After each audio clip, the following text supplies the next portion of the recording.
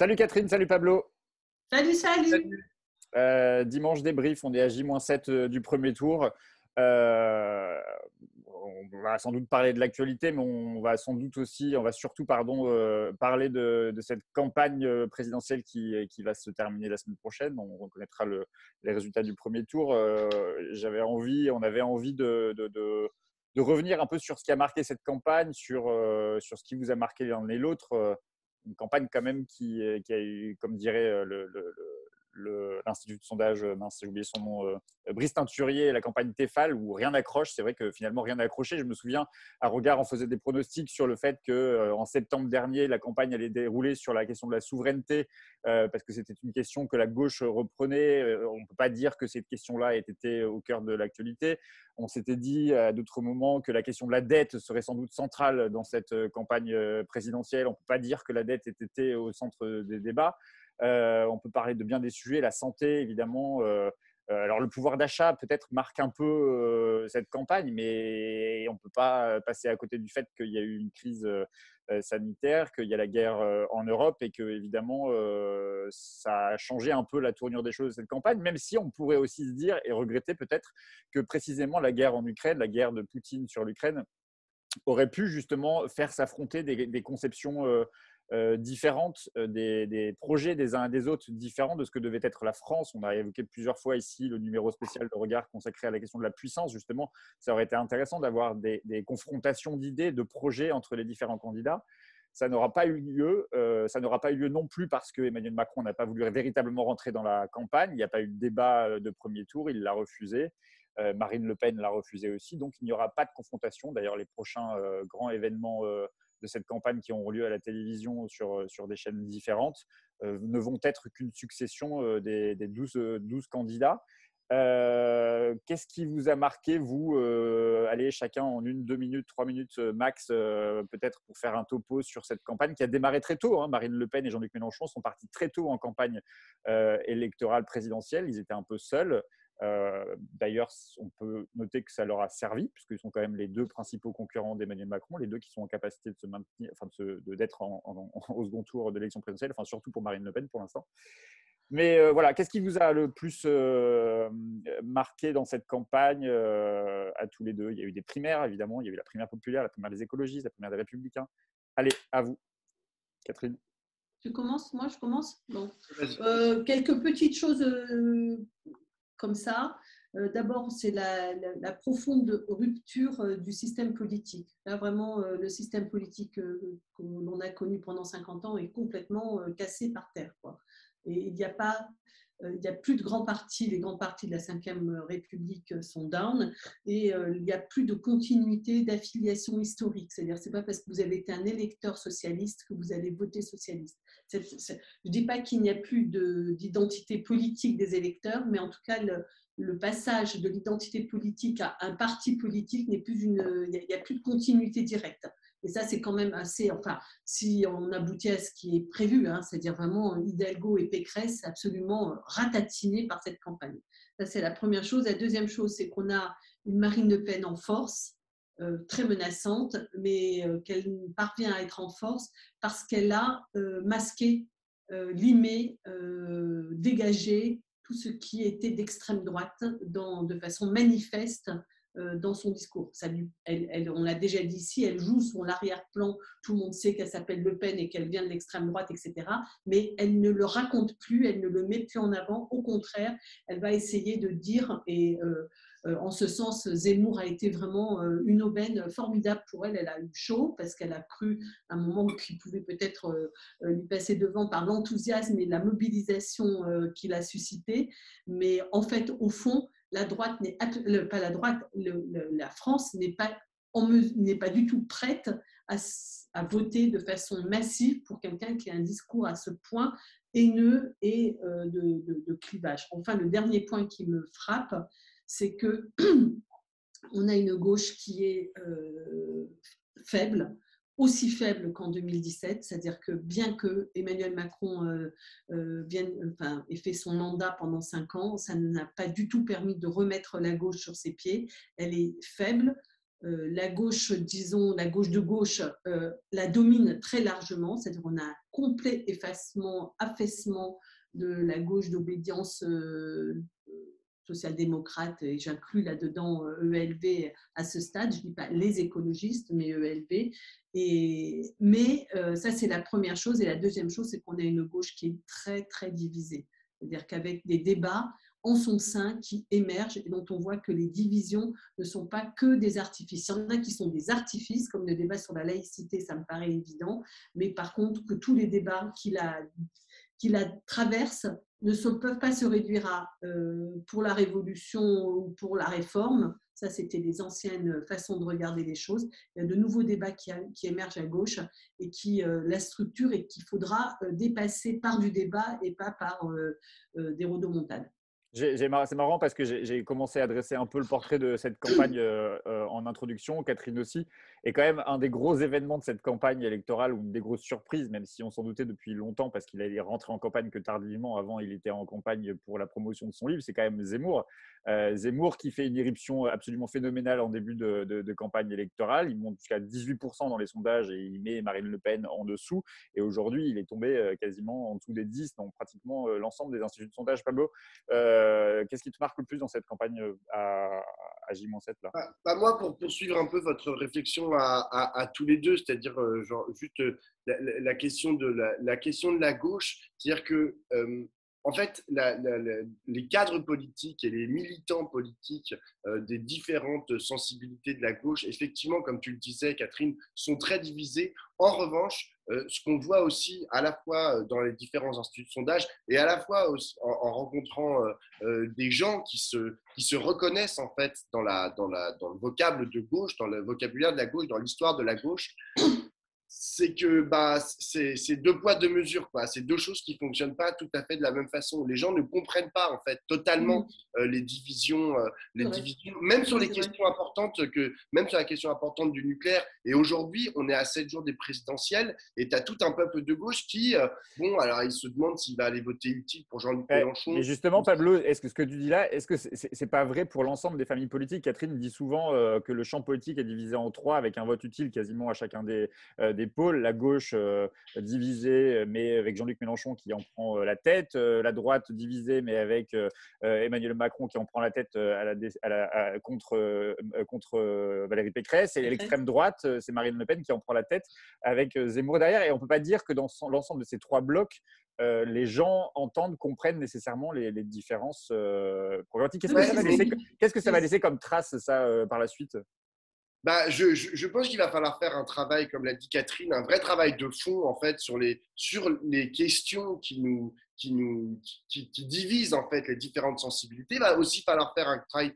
Je pense qu'on ne peut pas se passer en fait des partis politiques. Et aujourd'hui, qu'est-ce qu'on demande? C'est ce que disait Fatima Wassak sur Mediapart face aux deux représentants de la France Insoumise, enfin de Jean-Luc Mélenchon. Elle disait, en fait, elle parlait des quartiers populaires, mais moi je pense que on peut parler de toute la France. C'est-à-dire que qu'est-ce que demandent les partis? Ils demandent qu'on vienne les applaudir, et c'est ce que dit Catherine souvent, hein. Ils demandent qu'on vienne les applaudir au moment des élections et qu'on vienne mettre notre bulletin dans l'urne au moment des élections. Le problème, c'est qu'on ne peut pas penser un parti politique comme ça. Et avant, en fait, il y avait quand même un semblant. Le substrat en fait du parti politique, c'était précisément son assise dans les territoires, auprès des gens. Ils n'en avaient rien à foutre des sondages. Enfin, je veux dire, les sondages avant 1960, ça n'existait pas, ou pas vraiment. Et la façon dont quand ils se posaient des questions, ils allaient chercher à leur base. Et c'était comme ça, en fait, que naissaient, en fait, à la fois les idées et aussi les moteurs, en fait, de l'action politique. Aujourd'hui, ce n'est plus le cas, et donc il y a une décorrélation très très forte. Il y a un truc dont tu n'as pas parlé et qui risque d'advenir la semaine prochaine, hein, lors du premier tour, c'est le taux d'abstention. Le taux d'abstention risque d'être encore plus grand qu'il n'était en 2017 et voilà, et atteindre un taux le plus important peut-être pour la Ve République. Donc il y a tout un travail, mais ça c'est tous les partis en fait qui doivent faire ce travail, c'est-à-dire de reconsidération de ce que c'est qu'en fait leur assise. Où est-ce qu'est leur assise? Est-ce que leur assise, elle est genre tous les jours en lisant Sophrès ou en lisant Cantar ou en lisant une étude de la Fondation Jean Jaurès? Ou est-ce que leur assise intellectuelle, hein, j'entends, elle est auprès des gens, elle est dans l'action, au plus près des territoires. Et je pense que là, on est complètement parti maintenant. Les programmes sont faits vraiment dans des états-majors. Ils sont pondus. Alors parfois, ils sont très bien, hein, je ne dis pas le contraire, hein, mais ils sont vraiment faits par des gens qui sont ultra diplômés, qui ont des capacités d'engranger en fait énormément de lectures, énormément de rencontres, etc. Mais ils sont pas faits ils sont pas faits collectivement en fait. Donc il va falloir que les partis politiques, s'ils veulent retrouver un peu de leur vigueur, il va falloir qu'ils retrouvent en fait le sens du collectif. Et aujourd'hui, c'est ça qui manque. Et retrouver le sens du collectif auprès des gens, c'est peut-être ça aussi qui va nous permettre de surmonter les petites différences ou les grosses différences qu'il y a entre les partis de la gauche. Et hier soir, j'ai regardé le vieux documentaire de Raymond Depardon sur Valéry Giscard d'Estaing, la campagne de Valéry Giscard d'Estaing en 74. Et il y a un chiffre qui m'a ébloui, c'était le taux de participation. Je crois, à ce moment-là, il y a 12% de participation, d'abstention au premier tour en 74. Putain, qu'est-ce qui s'est passé entre-temps, quoi? Qu'est-ce qui s'est passé depuis? Pourtant, il n'y a jamais eu autant, j'ai le sentiment quand même, avec l'apparition des chaînes d'infos, Internet a révolutionné aussi le champ de l'information et de l'accès aussi à la connaissance parfois. Et comment on a le sentiment que c'est vrai que dans cette campagne, alors qu'on sait qu'il y a ce risque-là de l'abstention, pas le sentiment que les candidats l'aient véritablement pris en compte. Alors on a entendu Mélenchon nous dire et d'ailleurs pour partie aussi Roussel dire qu'ils allaient justement irriguer la France entière pour aller chercher les abstentionnistes, mais on ne peut pas dire que ce soit véritablement un axe conscientisé de la campagne électorale, en tout cas. Alors même qu'on sait tous que c'est le principal… Ça ne se fait pas 3 mois avant. Hein. Enfin, c'est ça le problème. Ce n'est pas une question de la campagne. L'abstention, en fait, elle se solde par une abstention le jour du premier tour. Et en vérité, c'est un problème, ça fait des dizaines d'années en fait qu'on est en train de la construire, cette abstention, et je pense que ça mettra des dizaines d'années à repolitiser en fait les gens, réintéresser les gens à la question, aux questions des partis, hein, parce que les gens sont très politisés, hein. Les gens ont des avis sur tout, les gens lisent, les gens regardent la télévision, les gens écoutent la radio. Enfin, hier, on se disait, il y a 2 jours, pour le débrief J-10, non, plutôt le débrief J-9, on se disait que les castors, on se posait la question, est-ce que les castors allaient faire l'élection? Mais finalement, ça va être le taux de participation qui va sans doute aussi faire, alors, au moins le second tour. Oui, ça, c'est un peu difficile à savoir, puisqu'en fait, l'électorat de force n'importe quoi, de Jean-Luc Mélenchon et de Marine Le Pen sont tous les deux un électorat populaire et jeune. Donc, la mobilisation, si elle monte, elle risque de favoriser les deux. Oui, moi, je ne suis pas sûre que ça va être ça qui va être déterminant. Moi, ce que je pense, c'est qu'en effet, c'est un problème véritablement de lien entre le niveau d'information, de conscience des difficultés, des problèmes, des enjeux de l'époque et le débat politique. Ça ne matche pas, ça ne connecte pas. Pourtant, quelques-uns en ont parlé malgré tout, mais je pense le meeting qu'a fait Jean-Luc Mélenchon à Nantes quand il a parlé de l'espace et des mers profondes, il a parlé de nouveaux enjeux d'avenir très, très, très importants pour l'humanité, pour l'écologie, mais aussi des enjeux géostratégiques, des enjeux techniques, scientifiques, etc. On en a parlé il y a 2-3 jours également, on a vu que la question de la transformation de l'État, qui a été d'ailleurs évoquée par Emmanuel Macron dans son meeting d'hier, est également présent, c'est-à-dire au fond l'État français, où il est, est-ce qu'il est bloquant, bloqué, quelle est sa finalité, quel est son objectif. On voit que c'est une question qui est importante et chez Mélenchon, et chez Macron, et chez Marine Le Pen, et chez Pécresse. Tous les 4 se prononcent sur la question de l'État. Donc, il y a des nouvelles questions qui émergent et dont les gens perçoivent l'importance, mais j'ai l'impression que l'absence de débat, déjà, n'a pas permis d'aller au fond. Les gens disent, ce que disent les sondeurs quand ils font des enquêtes quali, C'est-à-dire quand ils ont des gens en face d'eux que les électeurs, enfin les citoyens disent on nous dit toujours la même chose. On a l'impression qu'il y a une répétition des mêmes questions et que ça fait 10 ans, 15 ans, 20 ans, comme s'il y avait un nouveau discours qui est attendu et qui n'a pas encore émergé. Dans les rares choses que j'ai trouvées intéressantes chez Macron hier, c'est à un moment donné, il dit il y a un dérèglement de l'écologie, du capitalisme, de la géopolitique et des consciences. Après, il développe des tas de choses là-dessus, et notamment sur les consciences, c'est absolument abject ce qu'il raconte. Mais en tout cas, cette caractérisation de ces transformations, de leur ampleur, je pense qu'elle est très présente et qu'on n'a pas le sentiment d'avoir eu, à l'occasion de cette élection, les discours qui ont permis de les réarticuler et de proposer une sortie ou une orientation pour les traiter. Et moi, je crois que c'est au fond la question qui est posée avec le retrait citoyen et l'abstention. Catherine, t'en parlais tout à l'heure aussi. J'avais envie qu'on se parle un peu de la campagne d'Anne Hidalgo parce que quand même, elle part à 10% et elle est entre 1 et 2% aujourd'hui. Qu'est-ce qui se passe? Il y a un sujet Anne Hidalgo, il y a un sujet social-démocratie.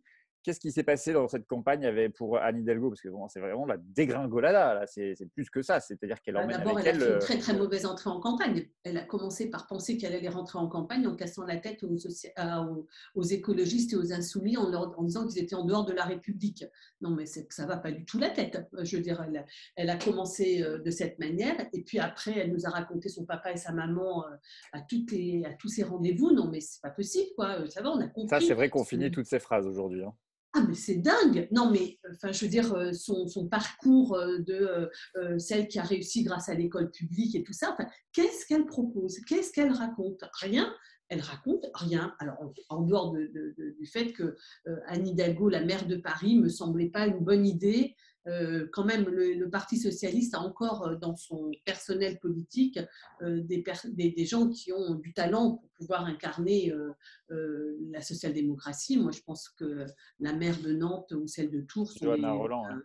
Oui, non, le problème principal, le problème principal Nantes, d'Anne Hidalgo par rapport au fait qu'elle est maire de Paris, c'est que Paris est la ville la plus riche et la plus bourgeoise de France. Et imaginez que la candidate du Parti socialiste pourrait être en fait l'émanation de cette bourgeoisie parisienne. Et quand même il y a quand même un gros problème. Du coup, elle n'a rien pu dire, elle n'a rien pu raconter, la petite dame. Après, c'est vrai que la mission était quand même particulièrement difficile parce que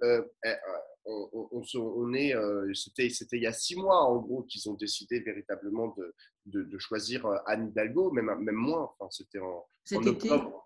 Ouais, voilà, c'était en septembre, octobre. Ouais. Et elle dit avoir pris sa décision en juillet. Elle dit avoir pris sa décision en juillet, mais la déclaration officielle, c'est octobre, je crois. Ce que je veux dire, c'est que le Parti socialiste a été complètement mis hors jeu en fait pendant tout le quinquennat à cause du bilan qu'ils n'ont toujours pas réussi à faire, bilan vraiment avec la tête froide de ce qu'a fait François Hollande.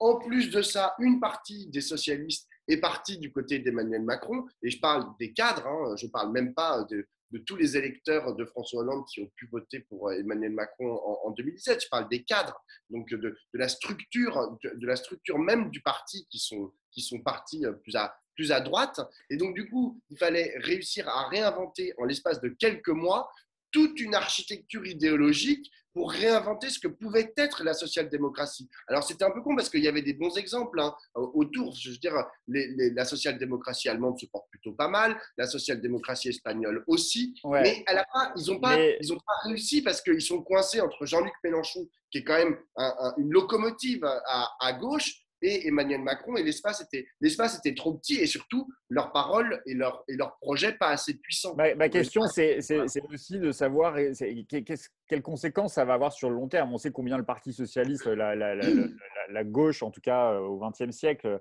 a tourné dans la deuxième partie autour du Parti socialiste. Est-ce qu'il est en train de se jouer de nouveaux rapports de force, ou est-ce que cette élection, elle est à prendre avec des pincettes parce qu'elle est assez inédite sur bien des aspects?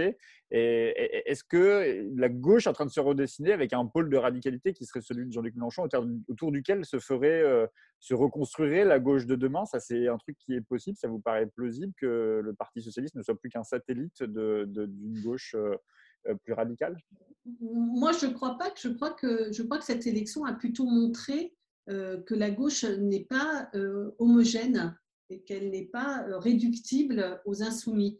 Bon, les insoumis vont faire, je sais pas, un certain résultat. Et d'ailleurs, ce certain résultat ne sera sans doute pas à 100% adhésion aux propositions de Jean-Luc Mélenchon, mais ça, c'est un peu toujours vrai à toutes les élections. Je veux dire, déjà en 2017, c'était déjà le cas. C'était tous ceux qui ont voté pour Jean-Luc Mélenchon n'étaient pas des insoumis. Et là, ce sera encore le cas cette fois-ci. Mais ce que l'on voit, c'est que enfin, moi, ce qui me frappe, c'est que le fait que se maintiennent 10-11% d'électeurs de gauche à côté des 15-16% de Jean-Luc Mélenchon, de gens qui… Dans les 10-15, tu mets qui? Tu mets Hidalgo, Jadot, Roussel?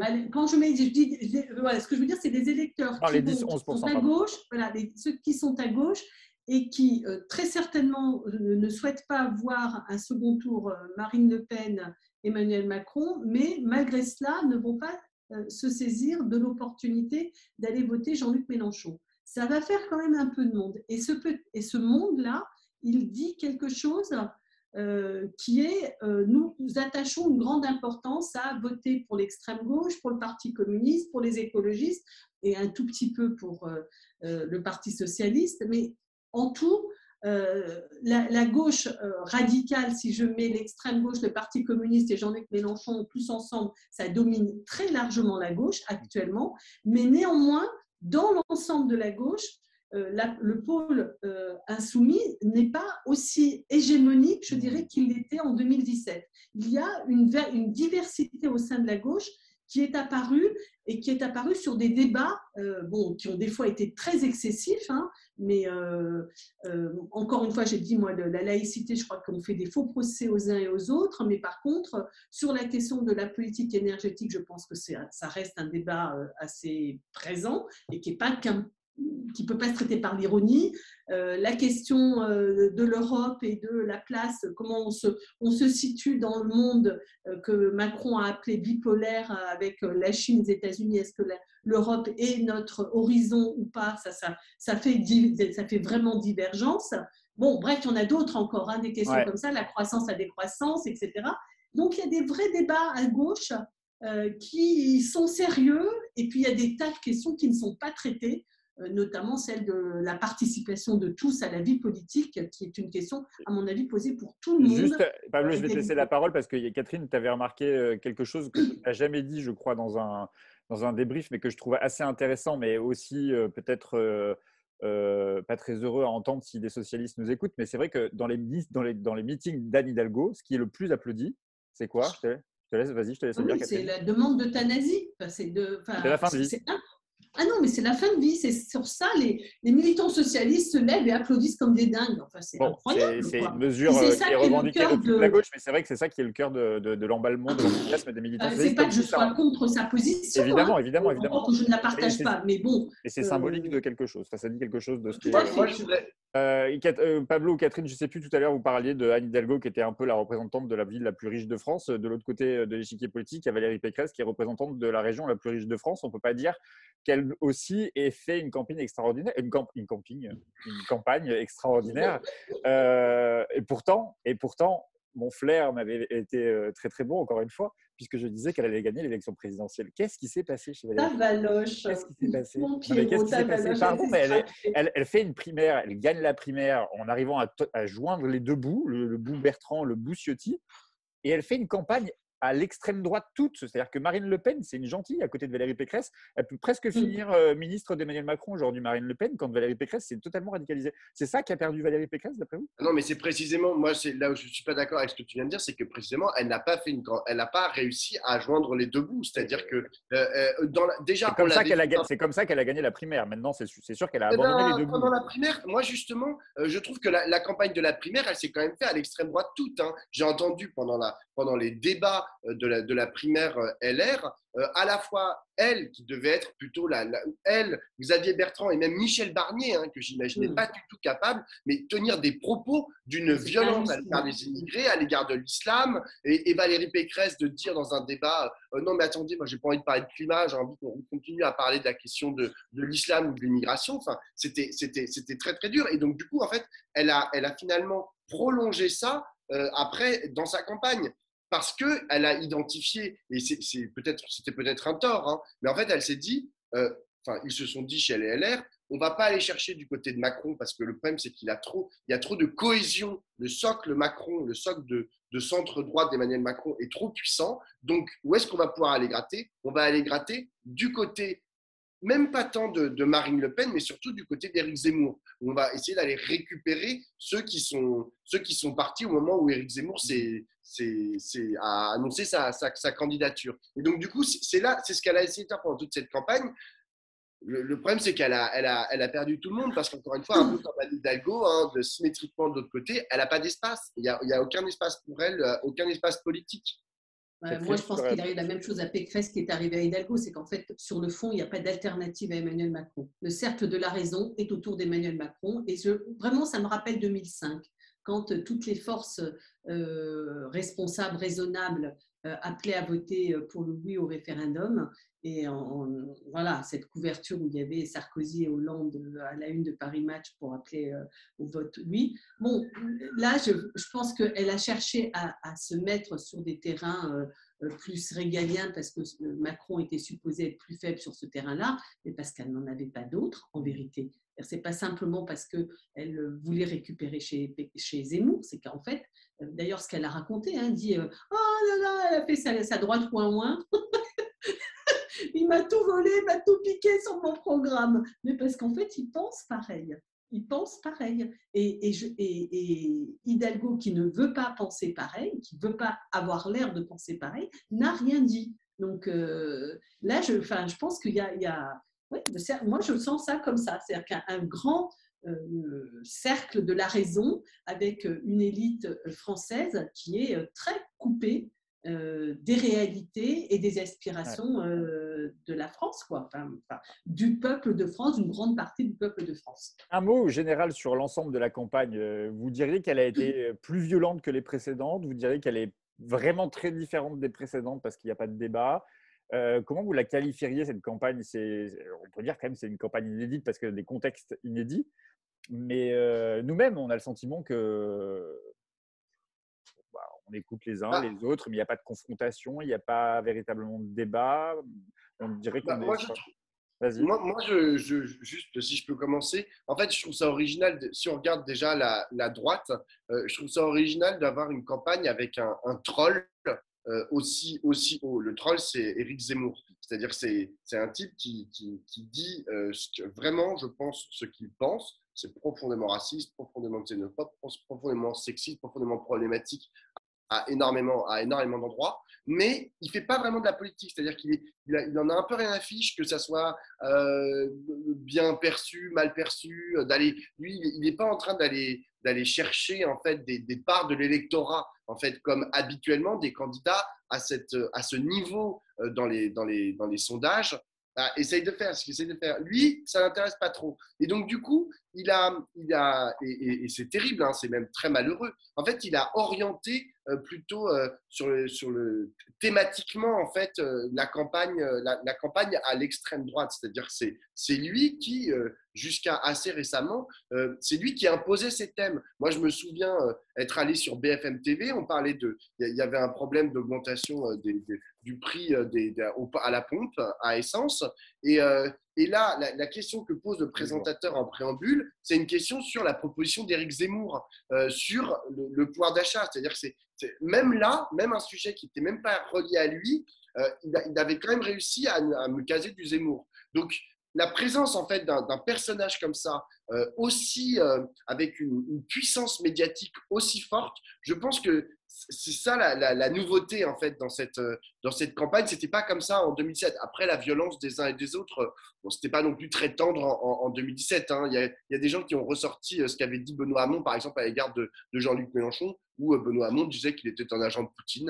Donc en 2017, pendant la campagne. Donc finalement, là pour le coup, c'est vraiment bis repetita, quoi. Et Catherine, toi, ton sentiment général, et puis je vous poserai une dernière question. Moi, en fait, mon sentiment général, c'est que Emmanuel Macron est donné gagnant depuis le départ, de manière sans discontinuer, et que Marine Le Pen et Jean-Luc Mélenchon peinent à crédibiliser leur capacité à battre Emmanuel Macron. Et du coup, j'ai l'impression d'une campagne un peu désespérée, quoi. C'est-à-dire qu'on sait que ça ne va pas. On sait que la situation ne va pas, que la réponse ne va pas, mais que la réponse politique, les conditions politiques d'une alternative ne sont pas là. Et que du coup, cette idée que cette campagne Tefal, le fait que les choses sont… Enfin, l'enjeu politique majeur qui est quelle politique, quel président, au fond, on avait un peu le sentiment qu'il a toujours été réglé et que ça a empêché le débat de cristalliser, les gens de s'y intéresser. Et je crois, moi, qu'on va vers on fait un pas de plus dans un blocage politique majeur dans notre pays pour toutes les raisons des problèmes qu'il a à résoudre dans ce moment de révolution tous azimuts, enfin, multiples, d'enjeux multiples. Allez, dernière question, rapidement, l'un et l'autre. Pour vous, à J-7, les jeux sont faits? Non. Ou pas du tout? Il peut encore se passer des choses la semaine prochaine? Oui. Moi, je pense qu'il peut encore se passer beaucoup de choses. D'abord parce que les électorats, on le voit, hein, les courbes sont assez dynamiques, c'est-à-dire qu'elles ne sont pas plates, hein, notamment les trois premiers. Je veux dire, Mélenchon… tu penses comme Patrick Menucci qu'Anne Hidalgo peut être encore élue présidente de la République? Non, là, je parlais des trois premiers. Le reste, c'est quand même assez plat. Hein. En bas Patrick Menucci dit quelque chose d'intéressant. Il dit que 50% des électeurs n'ont pas encore fait leur choix. Je ne sais pas d'où il tient ce chiffre, mais… Je veux dire, c'est bon, ça c'est complètement absurde. Mais non, mais sinon, en fait, les dynamiques montrent qu'il peut se passer, encore beaucoup de choses pendant cette campagne. Je ne suis pas sûr néanmoins que ça dépende des candidats. Je pense que c'est plutôt des réflexions de fond, en fait, qui vont se concrétiser la dernière semaine de l'élection. Allez, Catherine, tu penses que les jeux sont faits, toi? Moi, je pense que les choses maintenant sont sur la table et que je ne crois pas qu'il va se passer des choses. C'est-à-dire qu'il n'y aura pas d'événement qui soit susceptible de renverser la donne. Il y a 3 candidats qui font leur meeting ce week-end. Jean-Luc Mélenchon va faire sa série hologramme cette semaine également. Tout ça, ça va exister, ça va continuer d'alimenter. Mais je pense que les éléments sont sur la table. Le problème, c'est le mûrissement. Chacun va mûrir dans sa tête et faire ses choix. Je pense que les dynamiques sont multiples. Donc, je ne vois pas que les choses s'inversent. Mais pour le premier tour. Pour le second, c'est autre chose. Parce que il y a une campagne qui commence à la fin du premier tour. Il y a une campagne de second tour. Mais là, le premier tour, j'ai le sentiment que les gens, les candidats ont parlé. Voilà. Les jeux sont faits, rien ne va plus. Allez. J'en ai pas. Beaucoup de cœur. J'en ai pas, moi. Vous n'en avez pas. Alors, moi, j'en ai un pour nous tous. Ah bon. Demain, on vous invite tous à un grand meeting qui aura lieu à Ivry de 19h à 23h, un meeting qu'on a appelé l'autre campagne. C'était un sujet qui n'a pas été beaucoup abordé dans cette campagne, c'est la question de l'antiracisme. Une initiative d'associations, d'intellectuels, d'artistes et que nous soutenons à regard avec Politis et Mediapart. C'est entrée libre, c'est demain à Ivry, à 50 mètres du métro. Ça va être festif. Espace Robespierre. Comment? Espace Robespierre, rue Marat. Vous avez toutes les informations sur le site de Regard, de Politis ou de Mediapart, mais allez sur Regard, vous aurez toutes les informations. Et donc, c'est pas un coup de cœur, mais bon, c'est une invitation à ce qu'on se retrouve pour parler de ces questions qui n'ont pas du tout été évoquées dans cette campagne. Alors que précisément, on ne peut pas dire que l'extrême droite n'ait pas eu, enfin au contraire, que l'extrême droite a eu quand même beaucoup de place depuis plusieurs mois. À demain pour le débrief J-6. À demain. À demain. À demain.